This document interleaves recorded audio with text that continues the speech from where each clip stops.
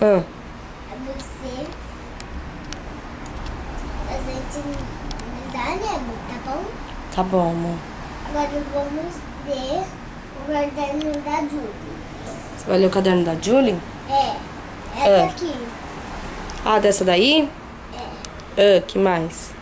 Agora, agora eu vou ler pra você, tá bom? Tá bom. Julie! Ficar em silêncio que eu vou ler pra você. Então lê.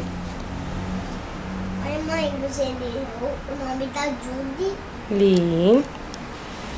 Você deu o seu nome também? Li também. Você deu o nome do peixe também? O do peixe também. Você deu o nome do pato mágico também? Também. Que mais? Agora você deu o nome do Vitor? Ah. Agora você deu o nome do Gabriel? Aham. Agora você deu o nome da Sabrina? Aham. Você deu o nome da Li. minha avó? Da sua avó. Qual é o nome da sua avó?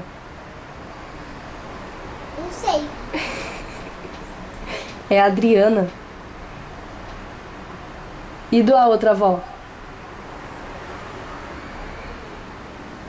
É Janete. Adriana e Janete. Ô, Julie! Então vai, continua. Agora conta a historinha pra mamãe. O nome do vovô também. E qual o nome? Você deu? Li, amor. Eu li tudo, você leu? Agora vamos ver o outro caderno. Vamos. Aqui, mãe. Vocês vão ler esse caderno Zazá. Tá bom. Então vamos ver. Agora qual a historinha que nós vamos ler? O nome. O nome. Olha, o seu nome também. Né? Qual que é o meu nome? Às vezes eu use esse. Mas qual que é o meu nome? Mas às vezes não vamos esse que hoje é dia de brinquedo. Tá bom, amor. Mãe, vamos tirar aqui.